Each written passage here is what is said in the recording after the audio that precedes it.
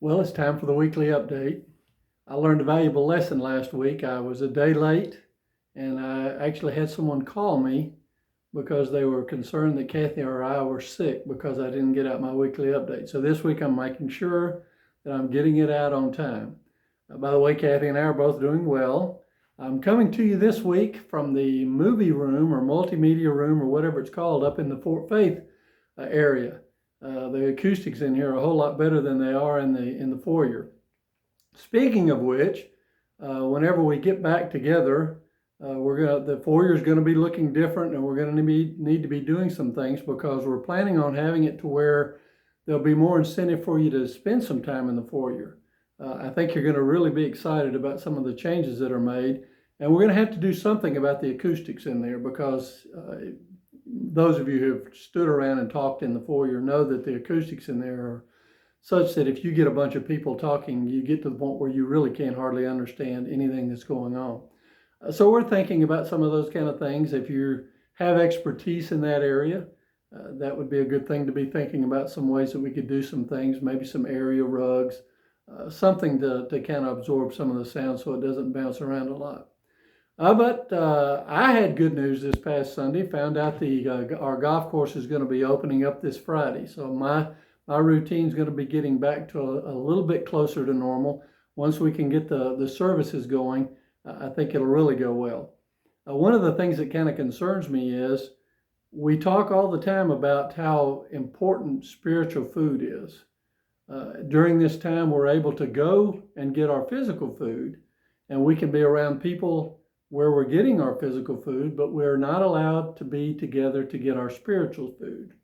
And I'm hoping that will change before too long. I'd like to see it to where we can be responsible, we can take care of our health, we can social distance as we need to, we can wear masks as we need to, but that we can still get together and worship. And I know, and I've mentioned this before, I know when this starts back up, there's going to be some that are not going to be comfortable coming, and that's fine. That is perfectly okay until you feel comfortable being out. Then we'll have those that will be very comfortable coming out, and that's fine too.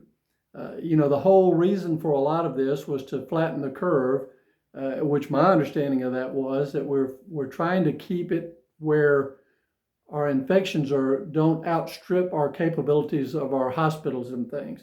And I think we've done that in this area in particular, but I think in a lot of areas, we flatten the curve enough to where we won't have a big enough spike to where we won't have the medical facilities to be able to take care of that. So now I'm hoping we'll get closer and closer to normal as each week goes by and as things go by. I continue to be encouraged about people commenting on Facebook, sending letters, cards, text, all of the kind of things that we're doing to try to stay in touch with each other.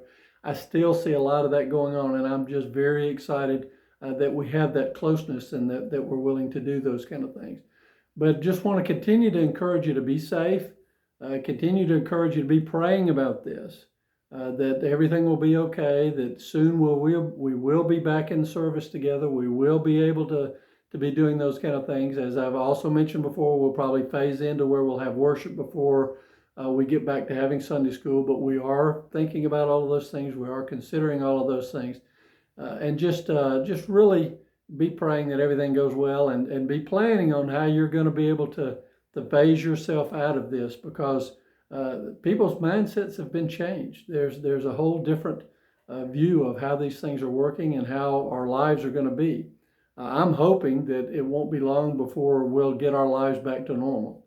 But I've heard people say normal will have changed. But I'm hoping that we kind of get over a lot of that, that we are back to where we're hugging on each other, that we're not afraid of each other, that we're not afraid of being sick, that they do get a vaccine, that they do get all of the things to make us feel a lot more comfortable and a lot better about our situation.